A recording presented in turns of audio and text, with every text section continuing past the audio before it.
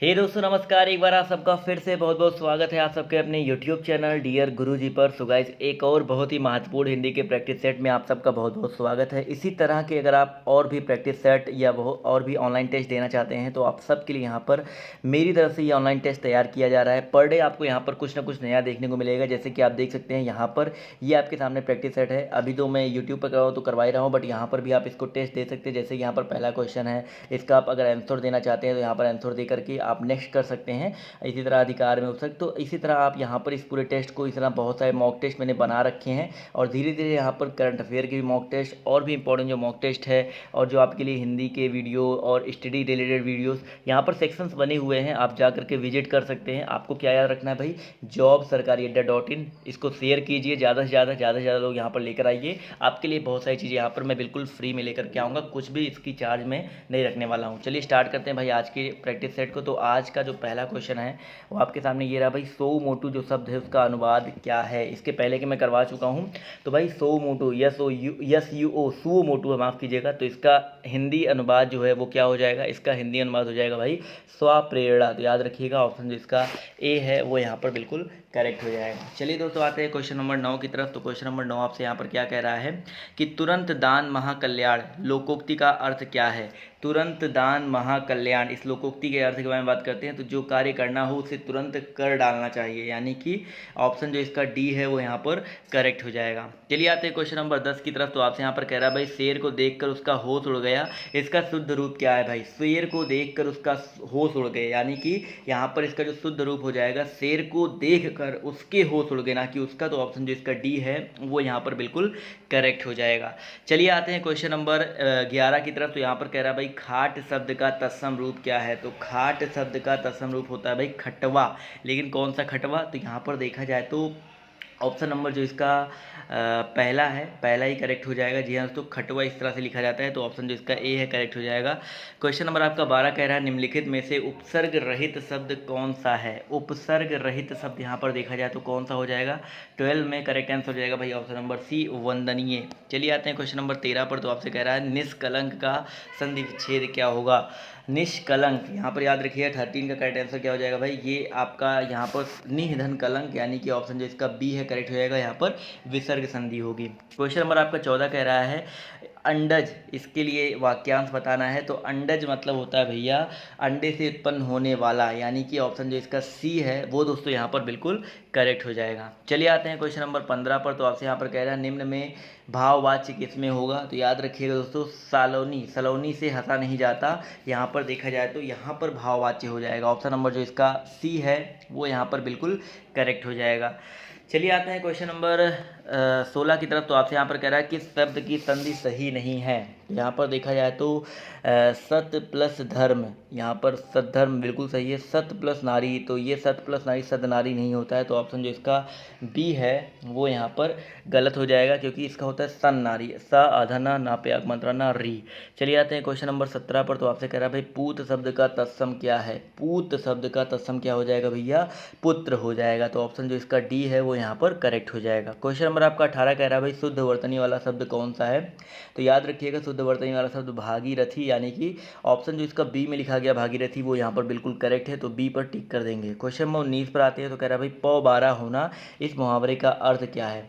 पौ बारह होना इस मुहावरे का अर्थ हो जाएगा दोस्तों खूब लाभ होना। जैसे जब से रमेश ने पकौड़े का काम शुरू किया तो उसके पौ बारह हो गए, तो ये ऐसे दिमाग में आ गया पकौड़े वाला। तो यहाँ पर देखा जाए तो ऑप्शन जो इसका सी है वो यहाँ पर करेक्ट हो जाएगा। क्वेश्चन नंबर आपका 20 कह रहा है, अवचेतन शब्द में प्रयुक्त उपसर्ग है। अवचेतन शब्द की अगर हम बात करते हैं तो यहाँ पर उपसर्ग अव है या अवक है। तो यहाँ पर अवक तो नहीं होगा, यहाँ पर ऑप्शन जिसका ए है अव, ये यहाँ पर बिल्कुल करेक्ट हो जाएगा। चलिए आते हैं क्वेश्चन नंबर 21 पर। तो आपसे कह रहा है कि प्रिय वचन बोलना, इसके लिए मुहावरा चुनिए। तो प्रिय वचन बोलना अर्थ के लिए सही मुहावरा हो जाएगा भाई फूल झड़ना, जैसे उसकी बातों से फूल झड़ते हैं, बोलते नहीं है। तो ऑप्शन जो इसका सी है वो यहाँ पर बिल्कुल करेक्ट हो जाएगा। क्वेश्चन नंबर आपका 22 कह रहा है भाई, दर्शन का तद्भव रूप क्या है। तो दर्शन एक तत्सम शब्द है, इसका तद्भव रूप होता है भाई दर्शन, यानी कि ये वाला दर्शन। तो ऑप्शन जो इसका बी है वो यहाँ पर बिल्कुल करेक्ट हो जाएगा। 23 नंबर पर आते हैं भाई, निश्चल का संधि विच्छेद क्या होगा भाई। निश्चल का जो संधि विच्छेद होता है वो निह धन चल होता है, यानी कि ऑप्शन जो इसका बी है वो यहाँ पर बिल्कुल करेक्ट हो जाएगा, निह प्लस चल। चलिए आते हैं 24 नंबर क्वेश्चन पर। तो आपसे कह रहा है वशन और व्यसन शब्द युग्म का सही अर्थभेद क्या होगा भाई। वशन और व्यसन, अगर इसकी बात करते हैं तो वशन का मतलब होता है वस्त्र और व्यसन मतलब होता है बुरी आदत, यानी कि वस्त्र और बुरी आदत। ऑप्शन जो इसका बी है वो यहाँ पर बिल्कुल करेक्ट हो जाएगा। चलिए आते हैं क्वेश्चन नंबर 24 के बाद 25 पर। तो आपसे कह रहा है व्यंजन, व्यजन, विजन इन तीनों शब्दों के क्रमशः सही अर्थ वाले शब्द की पंक्ति को चुनना है, अर्थ की पंक्ति को चुनना है।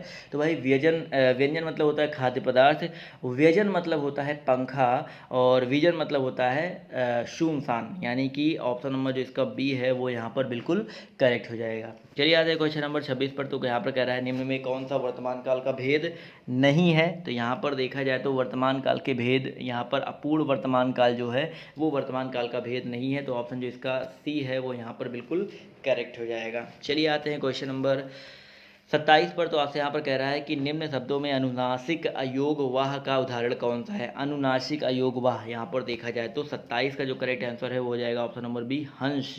ये यहाँ पर ये अनुनासिक अयोगवाह का उदाहरण, यहाँ पर चंद्र बिंदी लगा है ना। चलिए आते हैं अगले क्वेश्चन पर। तो अगला क्वेश्चन आपका यहाँ पर कह रहा है कि छात्र शब्द को स्त्रीवाचक बनाने के लिए आप किस प्रत्यय का प्रयोग करेंगे। तो छात्र शब्द को स्त्रीवाचक बनाने के लिए हम लोग बड़ा आ इस प्रत्यय का प्रयोग करते हैं, छात्रा हो जाता है, समझ गए। चलिए आते हैं क्वेश्चन नंबर 29 पर। तो आपसे यहाँ पर कह रहा है कि जिस स्त्री को कोई संतान ना हो, वाक्यांश के लिए एक शब्द लिखिए। तो भाई जिस स्त्री को कोई संतान ना हो उस वाक्यांश के लिए एक शब्द हो जाएगा भाई बांझ, यानी कि ऑप्शन जो इसका ए है वो यहाँ पर करेक्ट हो जाएगा। चलिए आते हैं क्वेश्चन नंबर 30 की तरफ। तो आपसे कह रहा है कि रिक्शा शब्द किस भाषा का है। तो रिक्शा जो शब्द है वो जापानी भाषा का है, यानी कि ऑप्शन जो इसका डी है जापानी वो यहाँ पर बिल्कुल करेक्ट हो जाएगा। आते हैं क्वेश्चन नंबर 31 पर। तो आपसे कह रहा है शयन का संधि विच्छेद क्या है भाई। शयन का जो संधि विच्छेद है वो शे प्लस अन हो जाएगा, या एक अयादि संधि का उदाहरण है जिसमें ए ओ और औ के बाद कोई असमान स्वर आता है तो वहाँ पर अय आय और औ या आव हो जाता है। तो यहाँ पर देखा जाए तो ऑप्शन नंबर जो इसका बी ए है वो यहाँ पर करेक्ट हो जाएगा, शे प्लस अन। चलिए आते हैं क्वेश्चन नंबर 32 पर। तो उद्गम की दृष्टि से अमीर क्या है। तो उद्गम की दृष्टि से जो अमीर है वो क्या है। तो उद्गम की दृष्टि से अमीर एक विदेशज यानी कि अरबी भाषा का शब्द है। तो ऑप्शन जो इसका बी है वो यहाँ पर बिल्कुल करेक्ट हो जाएगा। चलिए आते हैं 33 नंबर पर। तो आपसे कह रहा है निम्नलिखित में से कौन सा तत्सम शब्द है। तो यहाँ पर देखा जाए तो ऑप्शन नंबर जो इसका ए है उद्गम।